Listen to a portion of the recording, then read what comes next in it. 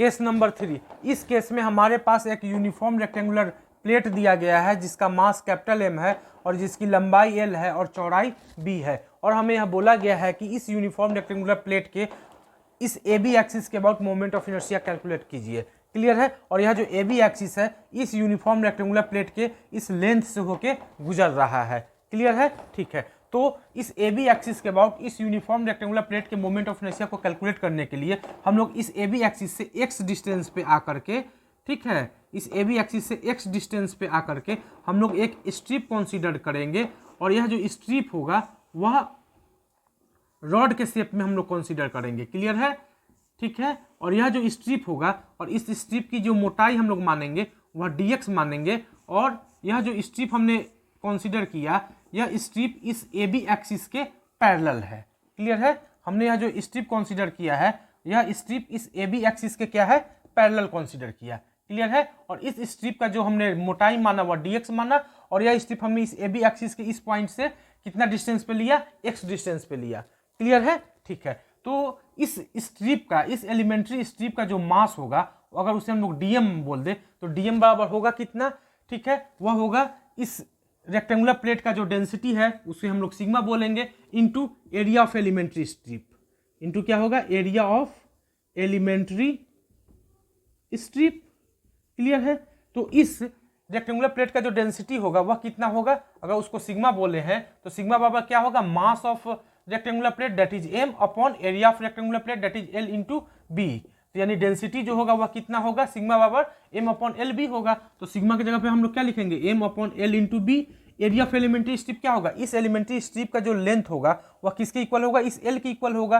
ठीक है, तो हम लोग क्या लिखेंगे, L इंटू इसकी चौड़ाई कितना हमने माना है, dx माना है, तो इंटू क्या लिखेंगे, dx। तो यहाँ से L और L कैंसिल आउट हो जाएगा, हमें क्या मिलेगा, m upon b into dx। इस एलिमेंट्री स्ट्रिप का जो मास होगा वह कितना हमें मिल गया, dm बराबर m upon b into dx मिल गया। क्लियर है, ठीक है। हमें क्या चाहिए, हमें अब हम लोग इस एलिमेंट्री स्ट्रिप का इस AB एक्सिस के about moment of inertia calculate कर सकते हैं। कैसे, तो क्या है, एक यूनिफॉर्म रॉड है जिसका मास m है और लेंथ कितना L है, और यह हमारे पास एक्सिस ऑफ रोटेशन है। यह रॉड और यह एक्सिस ऑफ रोटेशन आपस में क्या है, पैरेलल है, और दोनों के बीच का यह जो डिस्टेंस है वह d है।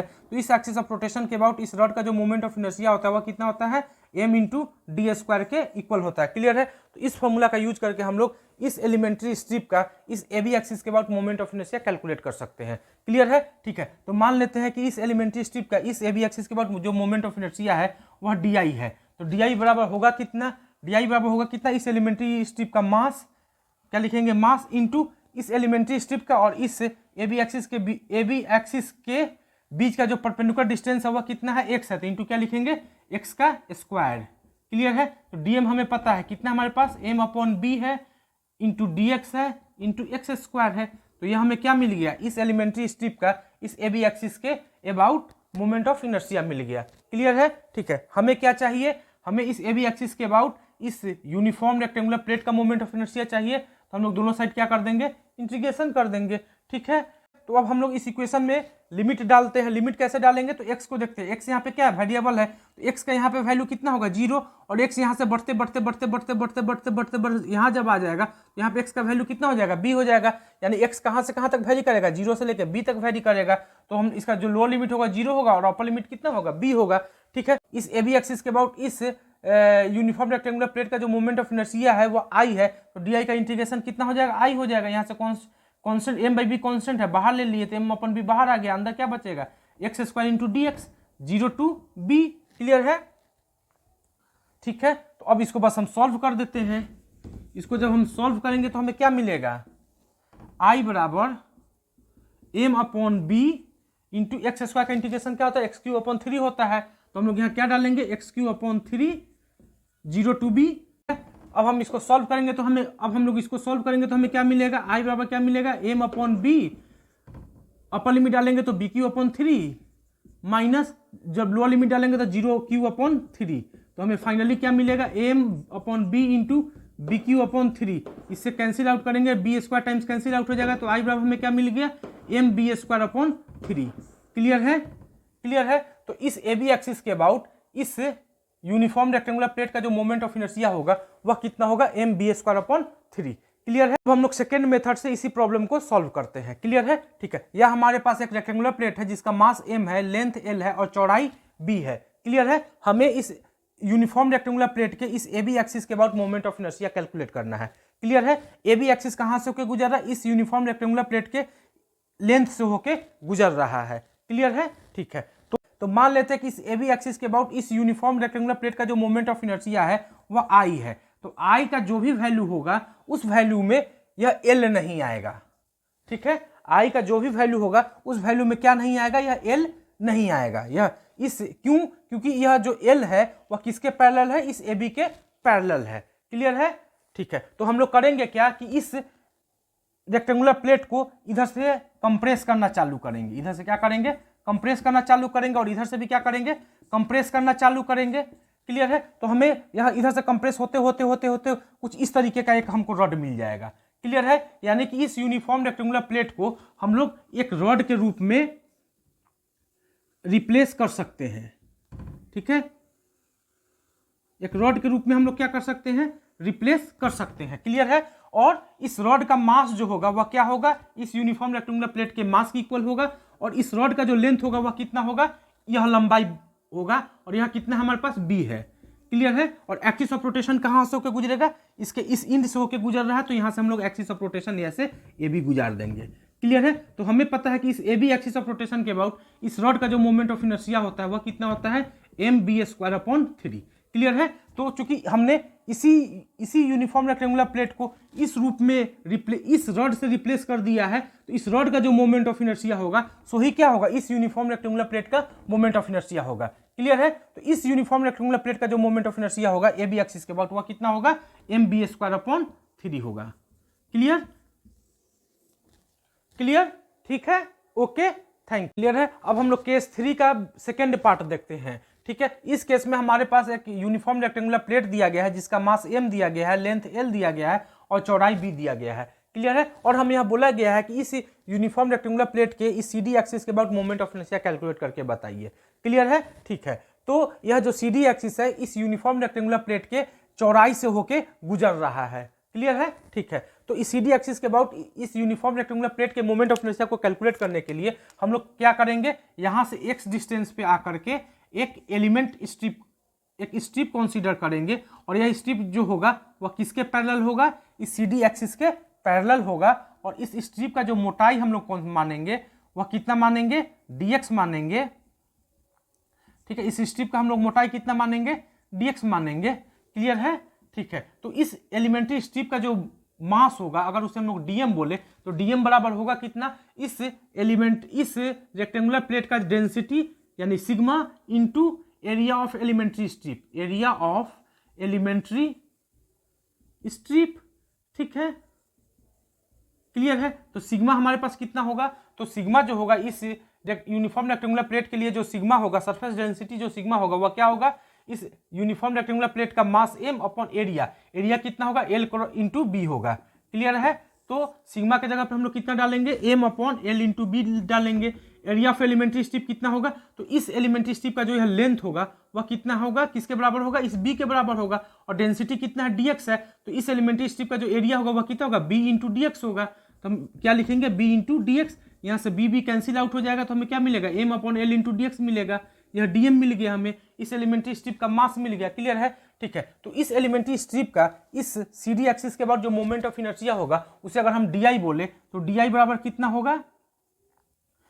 इस एलिमेंट्री स्ट्रिप का इस सी डी एक्सिस के बाद जो मोमेंट ऑफ इनर्शिया होगा उसे अगर हम di बोले तो di बराबर होगा कितना? इस एलिमेंट्री स्ट्रिप का मास कितना होता है? dm इंटू इस एलिमेंट्री स्ट्रिप और इस सी डी के बीच का जो परपेंडिकुलर डिस्टेंस है वह कितना है? x है, तो इंटू एक्स स्क्वायर। क्यों यह फॉर्मूला लगाए? क्योंकि यह जो एलिमेंट्री स्ट्रिप है और यह जो सी डी है वह, यह जो सी डी एक्सिस है यह दोनों आपस में क्या है? पैरेलल है। और हमें यह पता है कि यह कोई रॉड हो जिसका मास m हो, लेंथ कितना l हो और यह एक्सिस ऑफ रोटेशन हो, और यह एक्सिस ऑफ रोटेशन इस रॉड के लेंथ के पैरेलल हो और यह डिस्टेंस d हो, तो इस एक्सिस ऑफ रोटेशन के बाद इस रॉड का जो मोमेंट ऑफ इनर्शिया होता है वह कितना होता है? m इंटू डी स्क्वायर के बराबर होता है। हमने इसी फॉर्मूला का यूज करके इस एलिमेंट्री स्ट्रिप का इस सी डी एक्सिस के बाद जो मोमेंट ऑफ इनर्शिया होगा वह इतना लिख दिया है। क्लियर है, ठीक है। यहाँ पे हम लोग dm का वैल्यू डालेंगे तो क्या मिल जाएगा हमें? di बराबर मिलेगा m upon l into d x into x square मिलेगा। क्लियर है। यह हमें क्या मिला, इस एलिमेंट्री स्ट्रिप का इस सी डी एक्सिस के अबाउट मोमेंट ऑफ इनर्शिया मिला। हमें क्या चाहिए, इस सी डी एक्सिस के अबाउट इस यूनिफॉर्म रेक्टेंगुलर प्लेट का मोमेंट ऑफ इनर्शिया चाहिए। तो हम लोग क्या कर देंगे, दोनों साइड इंटीग्रेशन कर देंगे विथ प्रॉपर लिमिट के साथ। तो लिमिट क्या डालेंगे, तो यहाँ पे एक्स का वैल्यू कितना होगा 0 और यहाँ पे एक्स का वैल्यू कितना होगा, इस एल के इक्वल होगा। तो इसका जो लोअर लिमिट होगा वह 0 होगा और अपर लिमिट कितना होगा, एल होगा। तो 0 से लेके एल तक इंटीग्रेट कर देते हैं। क्लियर है। और मान लेते हैं कि सी डी एक्सिस के अबाउट इस यूनिफॉर्म रेक्टेंगुलर प्लेट का मोमेंट ऑफ इनर्शिया आई है। तो डी आई का इंटीग्रेशन हमें क्या मिलेगा, आई मिलेगा। और यहाँ से एम अपन एल कॉन्स्टेंट होने के कारण बाहर निकाल दिए, तो अंदर क्या बचेगा, 0 to L x square into d x बचेगा। एक्स स्क्वायर का इंटीग्रेशन एक्स क्यू अपॉन 3 होता है। तो हम लोग क्या लिखेंगे, m upon l into x cube upon 3 0 to L। Clear है। जब इसको आगे सॉल्व करेंगे तो आई बराबर हमें क्या मिलेगा, आई बराबर मिलेगा m upon l into l cube upon 3। यहाँ से इसको कैंसिल आउट करेंगे तो हमें अंत में क्या मिलेगा, एल स्क्वायर मिलेगा। तो हमें फाइनल रिजल्ट क्या मिल गया, m l square upon 3। Clear है। तो इस सी डी एक्सिस के अबाउट इस यूनिफॉर्म रेक्टेंगुलर प्लेट का जो मोमेंट ऑफ इनर्शिया होगा वह कितना होगा, m l square upon 3। Clear है। और यह सी डी एक्सिस कहाँ से होकर गुजर रहा है, इस यूनिफॉर्म रेक्टेंगुलर प्लेट के चौड़ाई से होकर गुजरने वाला यह एक्सिस है। क्लियर है। ठीक है। तो इस सी डी एक्सिस के अबाउट इस यूनिफॉर्म रेक्टेंगुलर प्लेट का मोमेंट ऑफ इनर्शिया कितना होगा, एम एल स्क्वायर अपॉन 3 होगा। क्लियर है। ओके। अब हम लोग सेकेंड मेथड से इस प्रॉब्लम को सॉल्व करते हैं। क्लियर है। ठीक है। तो मान लेते हैं कि ये हमारे पास यूनिफॉर्म रेक्टेंगुलर प्लेट है जिसका मास m है, लेंथ l है और चौड़ाई कितना है, b है। क्लियर है। और हमें इस यूनिफॉर्म रेक्टेंगुलर प्लेट का इस सी डी एक्सिस के अबाउट मोमेंट ऑफ इनर्शिया निकालना है। क्लियर है। ठीक है। हम लोग यहाँ देख रहे हैं कि सी डी एक्सिस जो है इस यूनिफॉर्म रेक्टेंगुलर प्लेट के चौड़ाई से गुजरने वाला यह एक्सिस है। क्लियर है। और हम लोग यह मान लेते हैं कि सी डी एक्सिस के अबाउट इस यूनिफॉर्म रेक्टेंगुलर प्लेट का जो मोमेंट ऑफ इनर्शिया है वह आई है। तो इस आई का जो भी वैल्यू होगा उस वैल्यू में यह बी एग्जिस्ट नहीं करेगा। क्यों, क्योंकि यह जो बी है वह इस सी डी एक्सिस के क्या है, पैरेलल है। क्लियर है। ठीक है। तो हम लोग करेंगे क्या, इस बी को घटाते घटाते घटाते जब नेग्लेक्ट बी को हम लोग करेंगे क्या, इस बी को नेग्लेक्ट करेंगे। तो बी को नेग्लेक्ट करने के लिए क्या करेंगे, ऊपर से कंप्रेस करेंगे ऐसे। क्लियर है। और नीचे से इसको कंप्रेस करेंगे। क्लियर है। जब हम लोग नीचे ऊपर से कंप्रेस कर देंगे, नीचे से कंप्रेस करेंगे, करते जाएंगे करते जाएंगे करते जाएंगे तो हमें कुछ इस तरीके का एक शेप मिल जाएगा, इस तरीके का एक रॉड का शेप मिल जाएगा। ठीक है। और इस रॉड के लिए बी कितना हो जाएगा, अब 0 हो जाएगा। यानी कि और इस रॉड का जो मास होगा वह कितना होगा, m होगा। और इस रॉड का जो लेंथ होगा वह कितना होगा, यह लेंथ होगा। और यह लेंथ कितना, l है। क्लियर है। यानी कि इस यूनिफॉर्म रेक्टेंगुलर प्लेट को हम लोग एक रॉड के रूप में रिप्लेस कर सकते हैं जिसका मास कितना हो, m हो और लेंथ कितना हो, l हो। और एक्सिस कहाँ से होके गुजरे, एक्सिस इसके इंड से होके गुजरे। क्लियर है। ठीक है। तो इस रेक्टेंगुलर प्लेट को, इस यूनिफॉर्म रेक्टेंगुलर प्लेट को हम लोग एक रॉड के रूप में ऐसे ब्रेक कर सकते हैं, एक रॉड के रूप में ऐसे कंसीडर कर सकते हैं, या एक रॉड के रूप में इस तरह से हम लोग रिप्लेस कर सकते हैं। क्लियर है। और इस रॉड का मास कितना होगा, m होगा और लेंथ कितना होगा, इस लेंथ के l के बराबर होगा। क्लियर है। इस समय b को क्या कर देना है, घटाते घटाते 0 कर देना है। क्लियर है। यानी इस रेक्टेंगुलर प्लेट को हमने इस रूप में रिप्लेस कर दिया। क्लियर है। और इस एक्सिस के अबाउट इस रेक्टेंगुलर प्लेट का जो मोमेंट ऑफ इस एक्सिस के अबाउट इस रॉड का जो मोमेंट ऑफ इनर्शिया होता है वह कितना होता है, एम एल स्क्वायर अपॉन 3 होता है। क्लियर है। और यही जो मोमेंट ऑफ इनर्शिया होगा वह क्या किसका होगा, इस यूनिफॉर्म रेक्टेंगुलर प्लेट का मोमेंट ऑफ इनर्शिया होगा। क्लियर है। ठीक है। क्यों, क्योंकि हमने इसी को इस रॉड से रिप्लेस किया है। क्लियर है। ठीक है। तो इस यूनिफॉर्म रेक्टेंगुलर प्लेट का जो मोमेंट ऑफ इनर्शिया होगा वह कितना होगा, एम एल स्क्वायर अपॉन 3 होगा। क्लियर। ठीक है। ओके।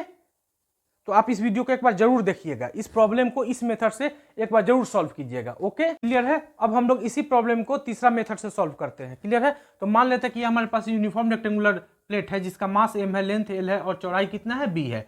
ठीक है। तो इस यूनिफॉर्म रेक्टेंगुलर प्लेट का कहीं ना कहीं सेंटर ऑफ मास होगा। तो मान लेते हैं कि इस यूनिफॉर्म रेक्टेंगुलर प्लेट का यहाँ पे क्या है, सेंटर ऑफ मास है। तो हमने एक एक्सिस बनाया जो इस सेंटर ऑफ मास से होकर गुजर रहा है और इस चौड़ाई के पैरेलल है। हमने यहाँ पे एक एक्सिस ऐसे कंसीडर किया। ठीक है। क्लियर है। और इस एक्सिस को हम लोग ए बी बोलते हैं, इस एक्सिस को हम लोग क्या बोलते हैं, ए बी बोलते हैं। ए बी एक्सिस जो है वह क्या है, इस यूनिफॉर्म रेक्टेंगुलर प्लेट के सेंटर ऑफ मास से गुजर रहा है और इस चौड़ाई के क्या है, पैरेलल है। तो इस ए बी एक्सिस के अबाउट हमने मोमेंट ऑफ इनर्शिया पहले कैलकुलेट कर लिया है। वह होता कितना है, वह होता कितना है, एम एल स्क्वायर अपॉन 12 होता है। क्लियर है। ठीक है। और यहाँ से यहाँ तक का यह जो परपेंडिकुलर डिस्टेंस होगा वह कितना होगा, क्योंकि ए बी एक्सिस इसके चौड़ाई के पैरेलल है तो यह ए बी एक्सिस इस सी डी के पैरेलल भी होगा। क्लियर है। और यहाँ से यहाँ तक यह जो परपेंडिकुलर डिस्टेंस होगा वह कितना होगा, इस पूरे लेंथ का हाफ होगा, यानी यह l/3 2 होगा। अब आसानी से ए बी एक्सिस और सी डी एक्सिस के बीच में पैरेलल एक्सिस थ्योरम लगा सकते हैं। क्लियर है। मान लेते हैं सी डी एक्सिस के अबाउट इस यूनिफॉर्म रेक्टेंगुलर प्लेट का जो मोमेंट ऑफ इनर्शिया है वो आई है, तो हमें क्या कैलकुलेट करना है, आई कैलकुलेट करना है। क्लियर है। तो अब पैरेलल एक्सिस थ्योरम के अनुसार हम लोग क्या लिखेंगे, आई बराबर क्या होता है, I C M plus M into D square होता है। यहाँ आई हमें कैलकुलेट करना है, सी डी एक्सिस के बाद मोमेंट ऑफ इनर्शिया हमें कैलकुलेट करना है, और ए बी के एक्सिस के बाद मोमेंट ऑफ इनर्शिया हमारे पास कितना है, एम एल स्क्वायर अपॉन 12 है। तो आई सी एम के जगह पे हम लोग क्या लिख देंगे, आई ए बी लिख देंगे, प्लस इस यूनिफॉर्म रेक्टेंगुलर प्लेट का मास कितना एम है, ठीक है, इंटू डिस्टेंस कितना है डी के जगह पे हम लोग क्या लिखेंगे, L/2 लिखेंगे। तो हम लोग यहाँ क्या लिख देंगे, L/2 का स्क्वायर। आई ए बी हमारे पास कितना है, एम एल स्क्वायर अपॉन 12 है, तो हम लोग यहाँ क्या लिख देंगे, m l square upon 12 plus m l square upon 4। Solve करेंगे तो हमें क्या मिलेगा, 12 m l square plus 3 m l square. इसको आगे हम लोग सॉल्व करेंगे तो क्या मिलेगा, 4 एम एल स्क्वायर अपॉन 12। तो आई बराबर हमें क्या मिल गया, 4 × 3 = 12 m l square upon 3। Clear है। तो हम क्लियर है। तो इस सी डी एक्सिस के अबाउट इस यूनिफॉर्म रेक्टेंगुलर प्लेट का मोमेंट ऑफ इनर्शिया कितना होगा, एम एल स्क्वायर अपॉन 3 होगा। क्लियर है। तो किसी भी मेथड से सॉल्व कीजिए, केवल हमारे पास यह जो फाइनल रिजल्ट है वो आना चाहिए। क्लियर है। ओके। अब हम लोग केस 4 पढ़ते हैं। इस केस में हमारे पास एक यूनिफॉर्म रेक्टेंगुलर प्लेट दिया गया है जिसका मास कैपिटल एम है और जिसकी लंबाई एल दी गई है और जिसकी चौड़ाई बी दी गई है। क्लियर है। और हमें बोला गया है कि इस यूनिफॉर्म रेक्टेंगुलर प्लेट का उस एक्सिस के बाद मोमेंट ऑफ इनर्शिया कैलकुलेट कीजिए जो एक्सिस इसके सेंटर ऑफ मास होकर गुजर रहा हो और इसके प्लेन पर क्या हो, परपेंडिकुलर हो। क्लियर है। तो मान लेते हैं कि यह यूनिफॉर्म रेक्टेंगुलर प्लेट जो है वह इस बोर्ड के प्लेन में रखा गया है। क्लियर है। और इस यूनिफॉर्म रेक्टेंगुलर प्लेट का कहीं ना कहीं सेंटर ऑफ मास होगा। तो मान लेते हैं कि इस पॉइंट पर इस यूनिफॉर्म रेक्टेंगुलर प्लेट का सेंटर ऑफ मास एग्जिस्ट कर रहा है। क्लियर है। ठीक है। तो हमें एक्सिस ऑफ रोटेशन के बारे में क्या इन्फॉर्मेशन दी गई है, एक्सिस ऑफ रोटेशन जो है वह इस सेंटर ऑफ मास होकर गुजर रहा है और इस रेक्टेंगुलर प्लेट के प्लेन पर क्या है, परपेंडिकुलर है। यानी यह ब्लैक वाला पेन मेरा एक्सिस ऑफ रोटेशन है और इस एक्सिस ऑफ रोटेशन के अबाउट हमें इस यूनिफॉर्म रेक्टेंगुलर प्लेट का मोमेंट ऑफ इनर्शिया कैलकुलेट करना है। क्लियर है। ठीक है। तो जैसा कि हम लोगों ने लास्ट वीडियो में यह पढ़ा था कि यदि कोई एक्सिस इसके सेंटर ऑफ मास से होकर गुजरे और इसके लेंथ के पैरेलल हो तो उस एक्सिस के बाद मोमेंट ऑफ इनर्शिया कितना होता है हमने कैलकुलेट किया था लास्ट वीडियो में।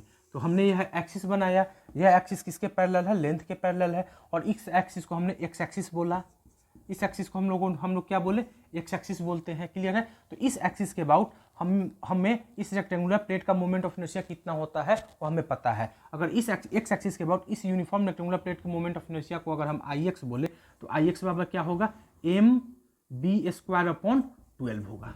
क्लियर है। ठीक है। साथ ही साथ हम लोग लास्ट वीडियो में यह भी पढ़े हैं कि कोई भी एक्सिस यदि यूनिफॉर्म रेक्टेंगुलर प्लेट के सेंटर ऑफ मास से होकर गुजरे और किसके पैरेलल हो, इसके चौड़ाई के पैरेलल हो, तो उसके अबाउट मोमेंट ऑफ इनर्शिया कितना होता है यह भी हम लोगों ने लास्ट वीडियो में सीखा है। तो मान लेते हैं कि यह हमारे पास एक दूसरा एक्सिस है और इस एक्सिस को हम लोग वाई वाई डैश बोलते हैं। क्लियर है। और यह जो एक्सिस है, ठीक है, यह एक्सिस किस एक्सिस के पैरेलल है, इसके चौड़ाई के पैरेलल है। क्लियर है। तो इस वाई वाई डैश एक्सिस के अबाउट इस यूनिफॉर्म रेक्टेंगुलर प्लेट का जो मोमेंट ऑफ इनर्शिया होगा उसे अगर हम आई वाई बोले तो आई वाई होगा कितना, एम एल स्क्वायर अपॉन 12 होगा। क्लियर है। ठीक है। और हमें किस एक्सिस के अबाउट अच्छा, और यह एक्स एक्सिस और यह वाई एक्सिस आपस में क्या होंगे, एक दूसरे पर परपेंडिकुलर होंगे। क्लियर है। ठीक है। हमें क्या पता करना है, उस एक्सिस के अबाउट इस यूनिफॉर्म रेक्टेंगुलर प्लेट का मोमेंट ऑफ इनर्शिया पता करना है जो एक्सिस इसके सेंटर ऑफ मास से होकर गुजर रहा है और इसके प्लेन पर परपेंडिकुलर है, यानी इस एक्सिस के अबाउट। और इस एक्सिस को अगर हम लोग जेड एक्सिस बोले तो हमें जेड एक्सिस के about moment of inertia calculate करना है। क्लियर है। इस एक्सिस को डायग्राम में हम लोग कैसे दर्शाते हैं, इस डॉट को यहाँ से इसे सर्कल से इनको लोग घेर देंगे तो यहाँ में यह डॉट और सर्कल मिलकर इस एक्सिस को रिप्रेजेंट करेगा। क्लियर है। तो इस एक्सिस के अबाउट इस यूनिफॉर्म रेक्टेंगुलर प्लेट के मोमेंट ऑफ इनर्शिया को अगर हम आई जेड बोले, क्लियर बोले, इस एक्सिस के अबाउट इस यूनिफॉर्म रेक्टेंगुलर प्लेट के मोमेंट ऑफ इनर्शिया को अगर हम आई जेड बोले तो आई जेड हमें कैलकुलेट करना है। क्लियर है। हमें क्या कैलकुलेट करना है, इस आई जेड का वैल्यू कैलकुलेट करना है। क्लियर है। क्लियर है। तो हम लोग यह बोल सकते हैं कि इस एक्सिस के अबाउट जो मोमेंट ऑफ इनर्शिया होगा वह क्या होगा, एक्स एक्सिस के about moment of inertia plus y axis के अबाउट मोमेंट ऑफ इनर्शिया के सम के इक्वल होगा। तो इस एक्सिस के अबाउट हमने इस यूनिफॉर्म रेक्टेंगुलर प्लेट के मोमेंट ऑफ इनर्शिया को क्या माना है, आई जेड माना है। तो आई जेड बराबर हम लोग क्या लिख सकते हैं, आई एक्स, इस एक्सिस के अबाउट मोमेंट ऑफ इनर्शिया को हम लोग कितना माने हैं, आई एक्स माने हैं। तो आई जेड बराबर क्या लिख सकते हैं, आई एक्स प्लस इस एक्सिस के अबाउट इस यूनिफॉर्म रेक्टेंगुलर प्लेट के मोमेंट ऑफ इनर्शिया को कितना माने हैं, आई वाई माने हैं। तो आई जेड बराबर क्या होगा, आई एक्स प्लस आई वाई होगा। क्लियर है। तो आई एक्स के जगह पे हम लोग क्या लिख सकते हैं, m b square upon 12। Clear है। और आई वाई के जगह पे हम लोग क्या लिख सकते हैं, m l square upon 12। Clear है। यहाँ से एम अपॉन 12 कॉमन ले लेंगे तो हमें क्या मिलेगा, l square plus b square मिलेगा। क्लियर है? तो आई जेड बराबर हमें क्या मिलेगा, m/12 l square plus b square, यानी कि इस एक्सिस के अबाउट वह एक्सिस जो इस यूनिफॉर्म रेक्टेंगुलर प्लेट के सेंटर ऑफ मास से होकर गुजरे और उसके प्लेन पर क्या हो, परपेंडिकुलर हो, तो उस एक्सिस के अबाउट मोमेंट ऑफ इनर्शिया कितना होता है, m/12 l square plus b square होता है। क्लियर है? ठीक है, तो आप इस वीडियो को एक बार देखिएगा, समझिएगा और इस तीनों प्रॉब्लम्स को खुद से एक बार ट्राई कीजिएगा। Okay, thank you.